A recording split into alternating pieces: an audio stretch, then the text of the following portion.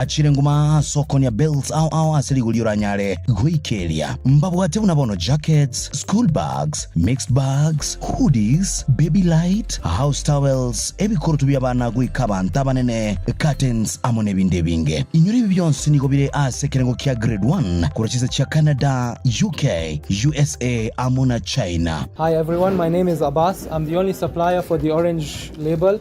It's from Canada and it's a really high quality. We bring hundreds of items in this label. We have purses, household, blouses, t-shirts, trousers, jeans at really affordable prices. And now you can get them from Omatefi in Kisii. Boigo, nkurubara maigiryo guchasa bali batagete guchikokoro boncholia bwa mitumba. Kwa majina naitwa Mama Tefi Mtumba. Yeyote yule mwenye huko nje na anatamani kuanza biashara la mtumba, ameshindwa anaanzaje? Usijiulize uko na pesa ngapi. Ile pesa yako kidogo uko nayo, iwe 5,000, iwe 6,000, karibu kwa Mama Tefi ili uweze kupata funzo na uanze biashara na ile pesa yako kidogo uko nayo. Kwa majina anaitwa Damaklin Nyavonyi, ni muuzaji wa nguo za mitumba. Vile nilianza sikuwa najua vile nauza, lakini vile niliingia huko alinielezea vile naanza kuuza, ninaendelea vizuri na usaji wangu. Niko bagotoka Kisii Town Imperial Building ground floor opposite St. Jules Building. Asamange bakirisimi namba enoti sana ibere isana ibere enoti sana isato eyemo isana emo enoti sano gose enoti sana ibere isana ibere isano isana ibere inye isana na isato isano. Niko bakwigora matukonsi yeiki. Mimi naitwa Monica Abedo Rongo abiroka akao mzigo kwa Mama Tefi obro mi kende de usa maber ibro yudo gi maber. Mama Tefi mitumba obo koreli obuya bwa mitumba oligene.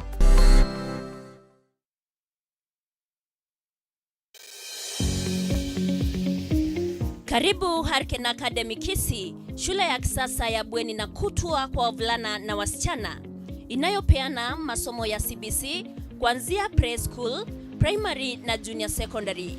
Iko na mazingira matulivu, walimu waliohitimu na wa kutosha, maktaba ya kisasa, mahabara ya kompyuta na sayansi, madarasa na mabweni ya kisasa, mahali pa wanafunzi kujifurahisha na pia wanakuza talanta na kutia fora katika michezo mbalimbali. Vile vile wana usafiri wa kutosha.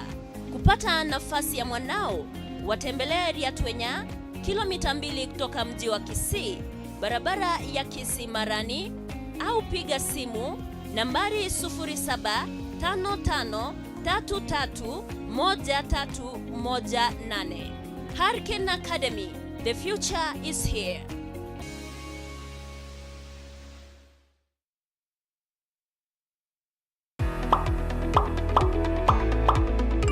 Ne nobwate ebyasara gusemega uraganie tukubikirira tangazo ebene sukuru eduka inyagitari inyangi gose amatanga vono nabugutwakira esimi ase namba inoti sana ibere isato isano isato inoti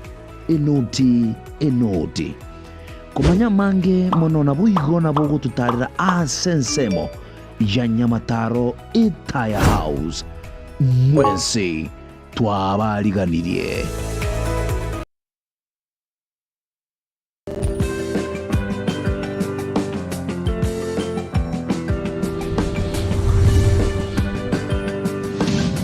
Itaya TV Oborabu Wagusi.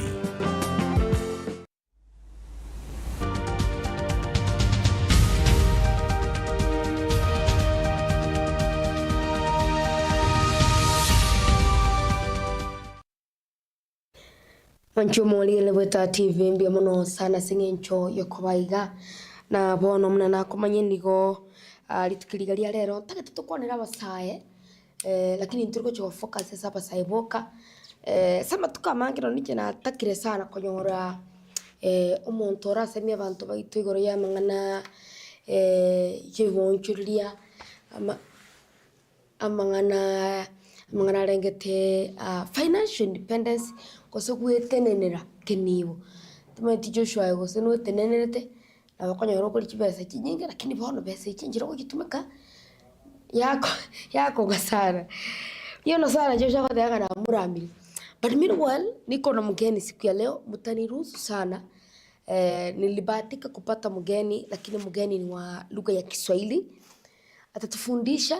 Huyu mgeni wangu anajihusisha na mambo mengi, anawapa sapoti wale watu ambao wangependa sana kujihusisha katika biashara. Anawaelimisha wale watu ambao wangependa kujihusisha katika mambo ya kilimo. He works with a big team ambao mimi peke yangu kama Aziz nimepatana nayo. Sasa ningependa nimpatie nafasi aweze kujitambulisha kwenu, alafu tutaingia katika mada ya siku ya leo. Ndugu Victor, karibu sana. Thank you so much for coming. Asante. Mimi nilikuona kwa picha lakini nimekuona uso kwa uso. Uso kwa uso. Thank you so much. Tunatumia kamera gani mwako? Thank you so much. Utazungumza pale unajitambulisha. Okay, so Yes. asante Feel free. Use your language. Aziza. Yes. Maybe tuko Kisii na maybe naweza guzia 1 2 3 kwa Kisii ndio sionekane mbaya kwamba umekuja nyumbani lakini lugha ni kama inakupiga chenga. So asa Marieta ko ku Victor Otieno nje nkokora egasina kampuni ya mere Kenya. Nina deal na agribusiness as an account manager within that particular region. So na cover Western and Nyanza region, whereby we do financial advising to most of the people who are within agribusiness. Yeah. Thank you so much. Ule jamaa ambaye alikusalimia ananiambia Kikisii ni kama haina password. Kila mtu siku hizi ni kama anajifunza sana. Thank you so much brother for coming. Thank you. I know you are with a big team na ningependa tuzungumzie watu wetu haswa. Umeniambia you mostly working on Western region na Nyanza region. Na Nyanza region majorly inatufikia sisi hapa Kisii. Na ndio maana ningependa sana watu wetu wa Kisii hapa, Nyamira na other parts of Nyanza, kwa wale watu by the hata Kuria wanatusikiza. Kuria wanatusikiza sana.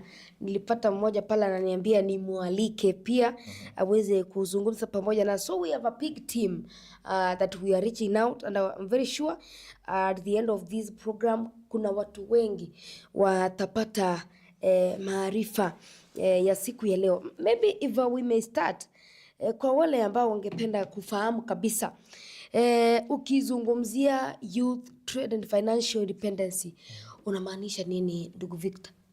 Okay, yeah, as when we are talking about youth trade and financial independence, like we are trying to look at it in a way that most of the youth right now are unemployed.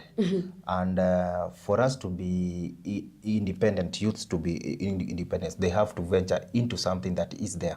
And us on our side, we are looking like for agribusiness is there at least to assist most of the youths. Because you find like some of the youths look like agribusiness to be something that it is outdated according to them. Like let's say we can say about the Gen Zs are looking at it like they need to go to the cooperative side, but we give them an encouragement that there is something that it's happening within agribusiness. So that's why we try to we as a company we have seen there is a way that youths can venture into agribusiness to assist them to bring the issue of unemployment, and also we give them we see like as we have already said, we have seen that most of the businesses within this particular region there is a potential within this particular region. Yeah. Labda tukianza vizuri vijana, labda unajua umekuwa Western, umekuwa Nyanza. What is the response of the youths on matters agribusiness? The youths are coming up at large because right now for the most of them that we have engaged, you find like they feel like that is the right way to go, because like agribusiness is, we can say, is the backbone of our country. Like most of it, like we are trying to avoid the issue of some of the people exporting, importing some of the things that we can work with it at this particular time. Like let's say those people who have offered to come into poultry trade, that is the supply of the eggs. We have those issues that we have that we can assist in different value chains that are matters of agribusiness. Yeah. Thank you so much. Maybe on the same. In most cases, we are really seeing young people entering on issues dealing with biashara. What are you seeing in markets like South Nyanza, whereby vijana wengi wanaweza wakajihusisha? In matters of South Nyanza, the region of South Nyanza has high potential when it comes to agribusiness, and that is why us as a company, we all decided now to come and venture into this particular market, at least to expose most of the youths and most of the people within this particular, and show them that there is a potential in this particular region. But now what they lack most is, let's say, the financial side is the one that is giving them a challenge. And that's why we are here, at least to give them a way that this one, there is a potential in this particular region, but you can use this and this and this, at least uweze kufanya nini, uweze kujiendeleza katika that sector ya agribusiness. Yeah. Thank you so much. We are moving on well. Maybe what kind of financing actually works for young entrepreneurs? For young entrepreneurs, mostly we can say stock supply, stock financing for the youths, because for the stock financing, us as a company, we say once we give them the stock, you know, for the youths, there are a lot of temptations when it comes to the liquidity. Let's say, like, let it come to them handling the cash. When he goes to maybe he can go to a bank and get money, na apewe pesa.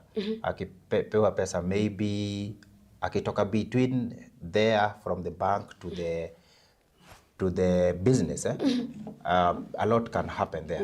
Maybe hapo katikati. Maybe can channel ile pesa, anaweza channel to other things, as you know, squeezy youths na shere iko juu. So we now encourage most of them that once they get into agribusiness, what we normally do to them, what we normally advise them, we advise them for stock financing. We have partnered with other partners within these particular regions that are big in the distribution of those stocks, so that we partner with them.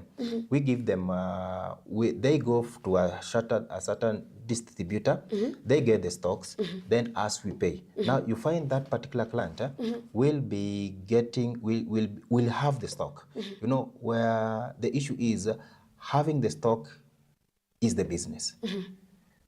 Compared to having the money. You might be having the money, but you channel it to other things. But if you have the stock, hii stock itakuletea pesa. Hiyo ndio biashara. Hiyo ndio biashara sasa. Yeah. Thank you so much. Maybe moving on swiftly, are young people really using debt the right way? Okay, allow me to relate this one. Sijui ni relate, but answer me this one. Are young people using debt the right way? Because umezungumzia kuhusu mtu kwenda kwa benki anachukua pesa, anachukua hela. Recently we had a program from the government known as Nyota program. I think you saw that. And after some time we were really looking at it, like how many young people really used that money correctly. Because we realized President Ruto, for instance, according to him, he really wanted people to venture in business and at least your pesa, if I give you 20,000 today, of which you've spoken of, like from your end, you're working on matter stock. But in this case, he went in for liquidity. kwa lugha yetu tunaita okotengera. Kwa Kiswahili wanasema ni sherehe. People said a lot of young people really used that money kupiga sherehe. Yeah. So of which didn't help. Relating on this, watu vijana wana relate aje na debt? Are they relating it the right way? Okay, umewahi jihusisha for instance. Mimi nimekuja kwako, umenipa stock. Unataka nianze biashara vizuri. Ukipeana stock, si wewe ndio unalipa. So you need that money back. Of course. Na nia yako kama Victor, unataka mimi kama Azizi niweze kujiendeleza. Mko na shida kwa kuchukua debt? Shida kwa deni, I can say kwamba deni, it's not about the deni, it's how you use the debt. Unaona, naweza kuwa nimechukua mkopo mahali, but how am I going to use this debt to turn around my things? Unaona, let's say for us, for example, tumeongelea about stock financing. Hile ni deni. Unaona, lakini umeitumiaje hii deni ku turn around things? Sawa? The same way umesema, mtu anaweza patiwa cash, ameenda kupiga hiyo sherehe venye umekuwa umesema, there are some of them that used the money that they were given to do other things. But how are you turning around this debt? At least iweze kukusaidia. As an organization, what we normally do, after giving you that particular debt, hatukuachi hapo. Unaona? Because we want to see you grow. We want you to see you from one step to another. Umetoka kiwango fulani, umeenda kiwango fulani. So once you have been given that particular debt, useme kwa mfano umepatiwa stock, umeenda umeuza. We'll also be doing some assessment to at least tuweze kuona ile kiwango ambayo ulipewa kwa sasa imefikia wapi. Unaona?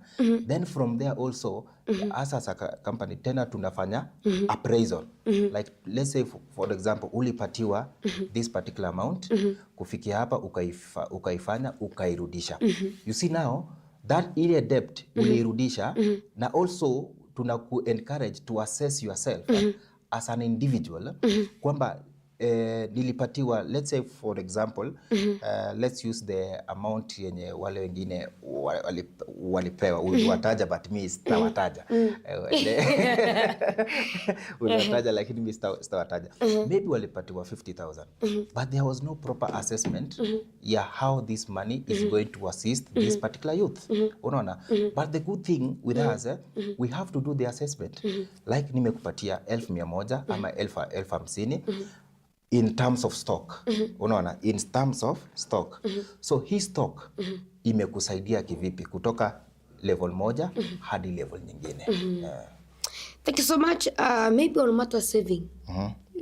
What is your feeling on that? Like umenipea pesa. Okay, umenipea stock. Nimeanza biashara. Do you encourage people saving? Saving. Or it is a personal issue? No, that is not a personal issue. It's good to save because kuna leo na kesho. Na saving matters a lot, and we also encourage the youths from what they get, from the money they get from the stocks that maybe they have been given. They use that at least ile profit ambao umepata. Si yote ambayo uweke mahali moja. In my language where I come from, tunasema vitu zote hauweki kwa kikapu moja. So he can do the savings. The little he has, he can do also add on the stock. You know, like when you have savings of, maybe you have a stock of 100,000. From this 100,000, out of your sales, ukuje upate like nimepata a profit of 20,000 from this. It's good you get something for the savings, at least from there. Tena out of there, ujue ni ngapi ninarudisha stock. Because unajua stock yako ndio, it's your future, because you are building a brand for yourself from that particular business that you have. You are building a brand for yourself from that particular business. So it's good you also consider adding some more value in your stock and also having some savings. So savings is good for the youth because inakusaidia kwa kesho. Unajua kesho pia kuna kitu ambayo naweza fanya. Yeah. Thank you so much. Maybe from your end, if I may insert a point. Because tumeona kila mtu sana. Not necessarily youths, but in most cases we have what we call media pressure.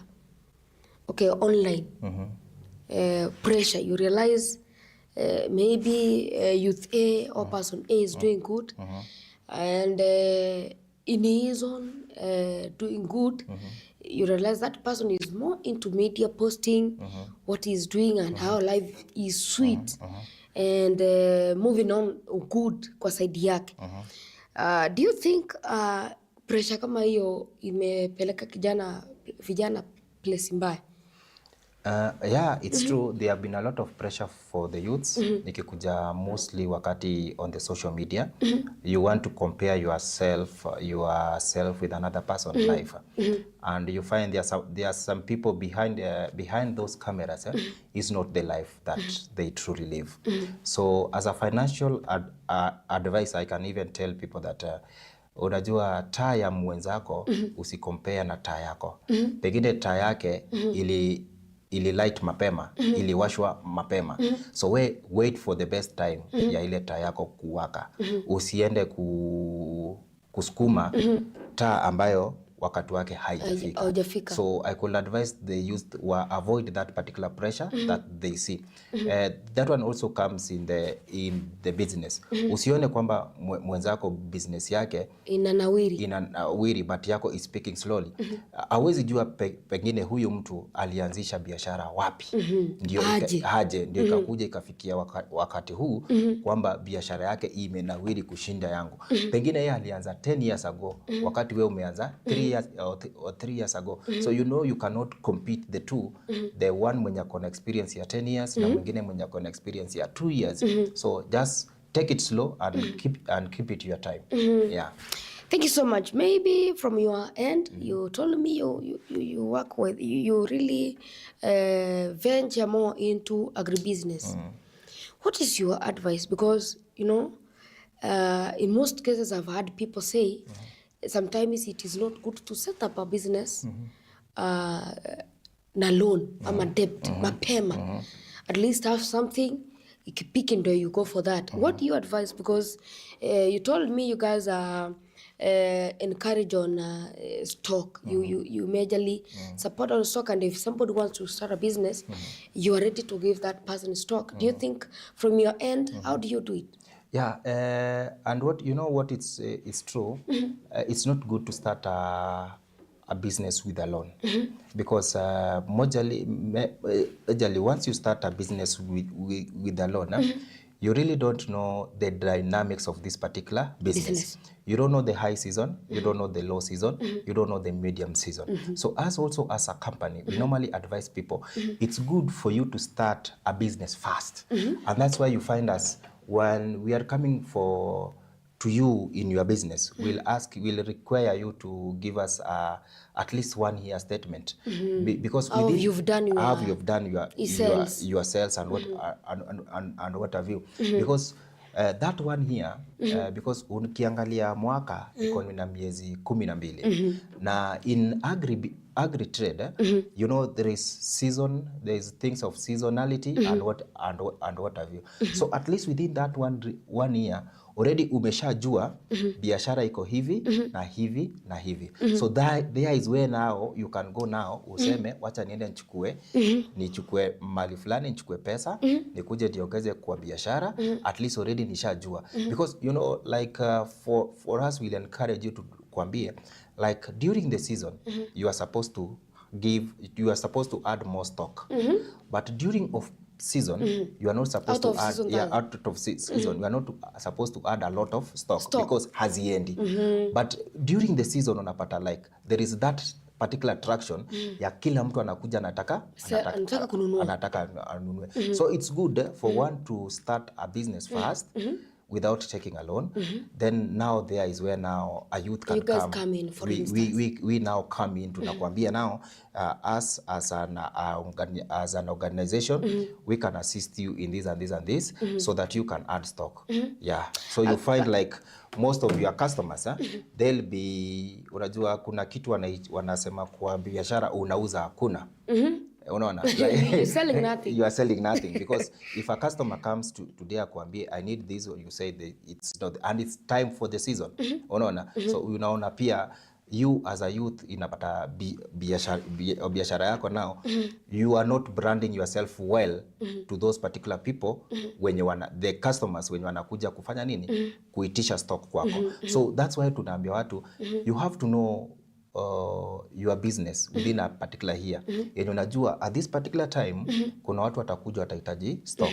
So there is where now we chip in at least to assist you. Mteja akikuja you have the stock. So unajua akitoka pale akienda pale akienda nje anaambia wengine kwa fulani stock hii iko. Yeah. Thank you so much. Maybe you'll advise this. Currently young people out of universities, out of colleges, and they really believe employment is the main financial income that makes a youth independent. What is your advice, and do you think that one is true? You know, their perspective that I think we were given by our parents during those particular days, that they were saying that you have to learn so that you get employment and what have you. Yes, employment is good, but also you have to get the financial freedom, because starting a business is not bad. Having a business is not bad. At least it also gives you a milestone in your financial income, and also it expands you in one way or another. So having a business is not bad. Yeah. Okay, a lot of people, you told me you guys go majorly for stock. Yeah. What do you think is different? Why do you think you guys are different maybe from other people really support? We have, for instance, you've said it is not good, yes, to start a business with a loan, a madeni, for instance. But outside here, young people really believe in getting loans from either banks or another organization. Where do you think, for instance, kama wewe financial advice, kama wewe nikuje kwako nisaidie kama ni stock, where do you think you guys are different? So us, we are different because like our financing is tailored within your need. You know, there is something we call just giving a loan for the sake of giving out. Because, you know, like somebody can give you a loan not considering the factors that is appropriate within your business. But us, as a company where we are, we have already factored all those particular things that we find that when we finance this particular business, there are these factors that we have. Like, for example, agribusiness is a seasonal thing. That's why you find, for us, we give you a limit, whereby this limit, you can use it at any time that you need. For example, you have a limit of 500,000. I don't want to use it now, but I'll use it during the time of the season. You know, now that financing that you have kept there, that already has been put in place for you, will really assist you during that particular season. And you will find you get a lot of traction compared to the time that you have already taken the loan, umenunua stock, umeziweka pale, and it's not during the time of the season. Utapata kwamba hizi stock zitakuwa pale like a show off, whereby they'll be holding your money and you will be straining. Compared to us, we have structured it in a way that by the time you need it, you get it for a specific purpose. Yeah, for a specific purpose, whereby which means at the end of the day, when you assess yourself as a business person, you will find, have I made a profit out of this thing compared to the way I took stock and just hold it within my shop, na ikaka pale. Na hii, it has been structured with my need. anahitaji pesa sahi, I want to use it now, so that I see at the end of the day what is the profit that am I getting from what I took. Yeah. Watu wengi sana ambao ni vijana, maybe if we talk of a business, inawezekana mtu anaanza biashara iko chini, na nahisi vizuri angepata mtu amsaidie kuendeleza biashara yake, ingekuwa vizuri. But you realize many young people really fear financing. Why do you think that one is a problem to young people? Is it maybe issues of kurudisha madeni ama? I think the issue is all youths should be trained about the financial literacy, so that they know how to use the debt, how to use the finance that they have been given. So that's why you find you have also to understand, because unapata wengine wanaogopa wengine huyu alipatiwa pesa na kumpeleka vizuri. We also have to learn from others' mistake. Uweze kujua huyu alipopatiwa pesa, where did he go wrong? And also me, if I get this money, I should not do the mistake that the other person did. Inafaa nifanye, I do something right for it to assist me, so that I grow my business, and I grow my capital, and I grow my stock. Yeah. Maybe advice yako kwa kijana ambaye ana grow biashara yake siku ya leo ni gani? Patience. Yeah. Be patient with your business and let it grow. Because unapata mwingine anataka kuanzisha biashara, within immediately. No, it's not that way. It is gradual. It's gradual. Yeah. Thank you so much Mwancho Mwaligilia. Nigo tugendete gukwa na Minto Victor Otieno oyo ogendete kurua obosemia anena kukia sabasae ekero tugukonera mangana rengete ebiasara ucha sabasae na boiga mangana amanyikaine buna wetenenera kenibo ose financial independence ndo jaba minto bagendete gutobwatia gwetera sensemo yimitandao nabo ndagitikolgeria eriko gega from Wema Preparatory School agendete gutobwatia buya agotebanga following you keenly. Thank you so much asengencho yechujumbe cheno na kukandra gutubwatia aseri tukaliga rero nindo chabo David Mogere Ongesa kotebanga ngane gutubwatia biya Elite GB Ruben Omweno agane gutubwatia kotebanga watching live from Yabitunwa Tongeri Industrial Park niko ndani ya show hadi mwisho. Thank you so much karandideni somo salibegesu ninkorocha kotebanga watching live Kurua Nakuru City Salams Club. Thank you so much Dan Kande Ombane Onchiri na nikorocho kana tukutubati byoko tabanga. You are enjoying the program so much. Thank you so much. Naboigo Moseti Innocent Kibande akotebanga yupo pamoja nasi aganate gutubatia buyo macho buliria chinga katokana tuko nenkwana yetasiri tukeliga ria rero inyora nabo okungendera kubeka inkwana yago na gusanga amona intwe witerase namba yeto yesimio 0735 333000 oyabo igo macho buliria inyora anenda kubeka ujumbe yawo yoko bwate ibirinde yonsi boigo inyora bono kubeka liboli lyago anene se nsemeyega yechujumbe ntoraze nsemelia ya YouTube boigo na boiga nsemo ya Facebook abo asengo kubolia obeke ujumbe yago asensemeyo chinga kitogandete gukwana no mogani bweli tuko ase ogotema gukwanira youth na amangana amanyikaine bona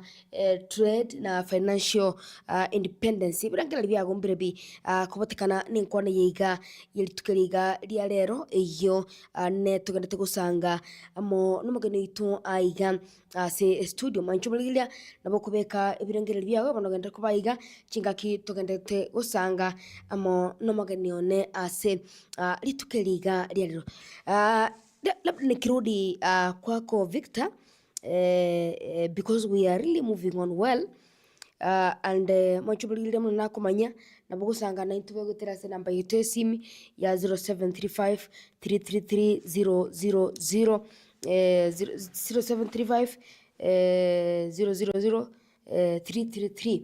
Thank you so much asingencho yokobaiga ntokarete gukwana no mogeno itaze tukeliga lero maybe nikiuliza which sectors or value chains are really creating the most opportunities for the youth? Okay, I know that is the question I was just waiting from you. So umesema niwapatie siri according to what they have to do. When it comes to agribusiness, there are different sectors that we have that zinaweza patia youth pesa, and that is what we as a company we always encourage the youths to venture in. For example, we have the inputs. These are the guys when wana deal na agrovets, when wana distribution, they make the farmers now more active. We also have the dairy sector.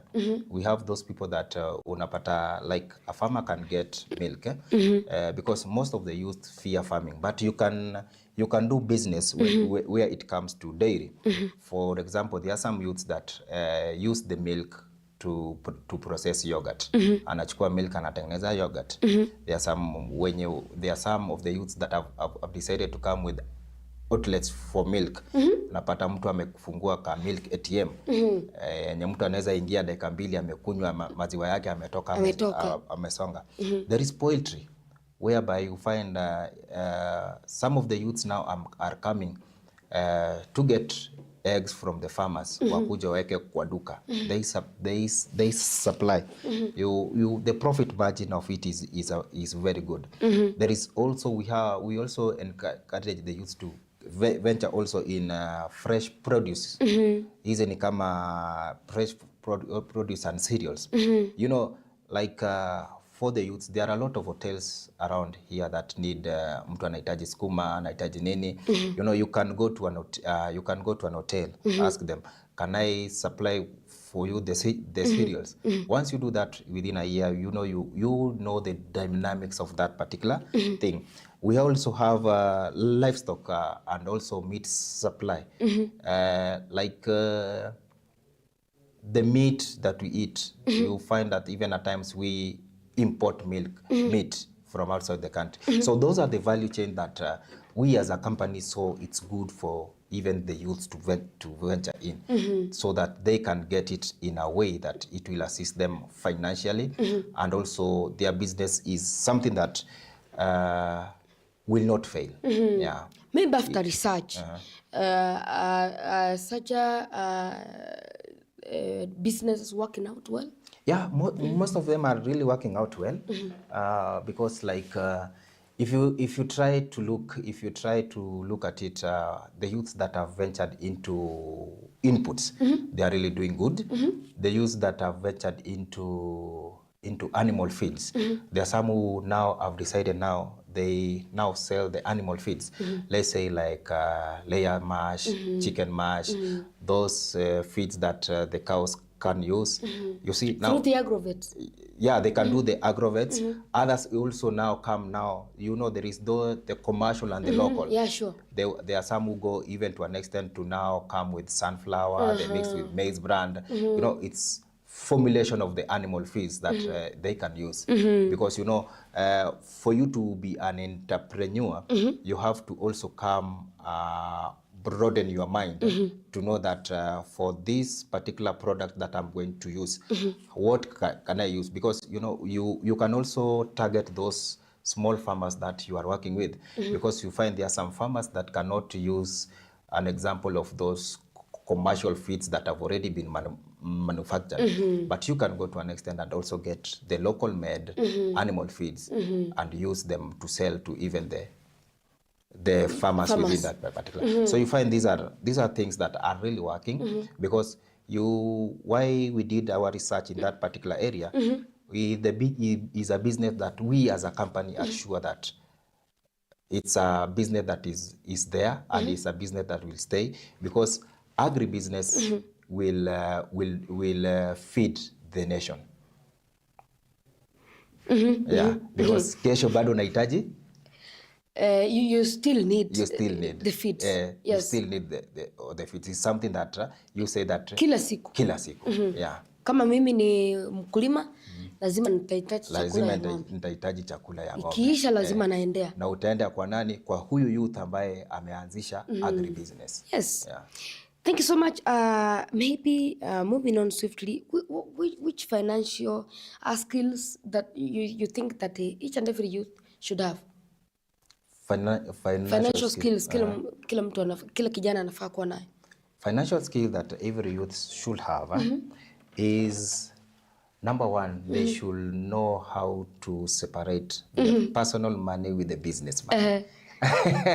That is the big thing, because you know there are some people who now take business money to do other things. For you to grow, you have to separate your personal money with the business money. That is it. Kwa research yako umeona vijana wanafanya hivyo. And by the way, the reason as to why nakuuliza hivyo, you see, I've seen guys, si wewe lakini, I've seen people lend people money. Okay, not necessarily your idea on the agribusiness is thick, because agribusiness is really working. And bearing in mind your region is majorly Western and Nyanza, majorly in those regions, agribusiness is really doing. But I've seen people lend young people money in most cases, and you end up realizing that the businesses don't really survive. If a young person strives a little bit kwa biashara, it is 2 to 3 months, and you know it despairs off. Yeah, and it is good these young people to have these financial skills, because it is really hard for young people to differentiate between pesa ya biashara na pesa ya matumizi ya kila siku. And each and everybody should be advised on such issues. Maybe you coming up with such an organization, we want to believe young people are going to really get education and really know what to do. And maybe if I may ask, before you now support people, do you take time to educate them, by the way? Yeah, we normally do take time to educate them, because as an organization, let's say before even we take you as our client, the first thing that we'll have to do, there are some requirements that you have to go through.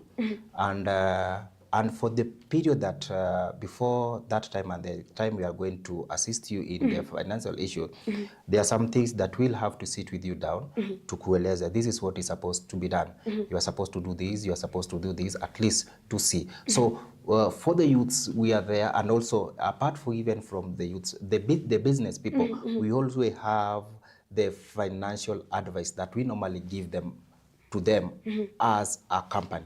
We don't only now consider that we only want to finance them without giving them the advice.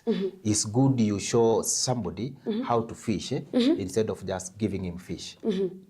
Because now we have to teach you on the financial sector for you at least to know how to go to use about this particular financial that we have already given you, for it to assist you in future, so that you don't fail or you don't come after 3 months and say, my business elapsed because of ABCD. ABCD, and I was not maybe told. Yeah, and I was not maybe told. And that's why you have found for the last 6 years we have been in business, most of the people whom we started with, their business has really thriving. We haven't seen anybody mwenye the business imerudi chini. Though there are sometimes business inakuanga na ups and down, and also we come chip in and assist you and tukuambie this is where you went wrong, and this is how you should capture it from this particular level. Yeah, maybe we have got 5 minutes to end today's program, and if I may ask, I think this might be the second last or the last one, depending how time is moving. What are the main mistakes that young people really make when it comes to business? And you told me you've taken time to educate them. What are these mistakes that you really tackle? And maybe for those ones who you've not met through our TV today, will at least get something from. What do you think are the mistakes ambao kila mmoja, kila kijana anafaa kuangalia, not to make that mistake again when it comes to majorly agribusiness, because that is what you guys venture in? So number one, the first mistake that each and every business person has to do, separate your personal money with the business money. Tick. That is one. Because once you put them in the same basket, you'll not know when the business has given you profit or when the business has not given you profit. Secondly, if you have only, you are mixing the two, it will not guide you on the status of your business. And also once you approach, if you approach a business or you approach a financial, they'll not get a clear picture on how to fund you at that particular time. Secondly, most of the youths, they are doing their businesses because us as a financial, because most of the financials will need a business that is legal business, not illegal business. So you find a certificate. At least either you have the business permit, unaona kama business, the normal kanjo business permit, or the others go to an extent to register their business with eCitizen. Others also go book their business name. It's good to make your business at least ionekane, whereby the financials can feel that they are safe with that particular business. Yeah. Thank you. Maybe this is the last one now. Kuna watu wanaekanisha, acha niulize kwa Kiswahili. Kuna watu, for instance, you guys are more into agribusiness, and nikikuja kwenu you support me with stock. But you realize kuna watu wanaekanisha biashara mingi kwa place moja. What is the major problem with such a business? Or it is okay. It is managing problem. Okay, you know, the other thing that I was on the other thing I was saying that somebody, you have to do your research first before starting a business. You know, usianzishe tu biashara because somebody has started. You have to do your research and know the place you are going to put that business. Is it a viable place? Unajua wezi niambia unataka kwenda kufungua duka ya pork in a Muslim place, it will not work. Yeah, sure. Because they don't do the customers. Yeah, so as the youth, at least once you venture into any kind of business, let's say like the agribusiness, you have to do your research and know nikiweka hii biashara hapa, it can assist, it will pick, and it's the correct place that I'm having this particular business. Yeah. Maybe the last one now, from your end, maybe what challenges do you face as the financiers, and you really think that you should address? I think most of the challenges I've already addressed them. Whereby from your end, that is. Okay, from our end, from our end as a company, maybe the visibility, but we have already done with it. We have already done a package with it, whereby we came in Kisii, courtesy of a distributor within this particular region, at least to empower people and let them know that we are here to assist them. And that's why I've told you, within this particular time we have been here, we have realized that the South Nyanza region has the capacity, but they don't have the means. The capacity is there, but they don't have the means. And that's why now we decided, now we come. We bring in the means. We bring in the means. The capacity is there. You find a person is able to sell up to 500,000 in a month, but the capacity is not there. So we are here to make them gain the capacity. Thank you. Maybe now your parting shot as we come to the end of the program. My parting shot, maybe on another issue, you say that maybe I could like to encourage most of the youth to be open-minded, and let's avoid the fear of unknown. Let's avoid the fear of unknown. If you are ready to start on something, you feel like this thing I can start it, just give it a try. Thank you. Victor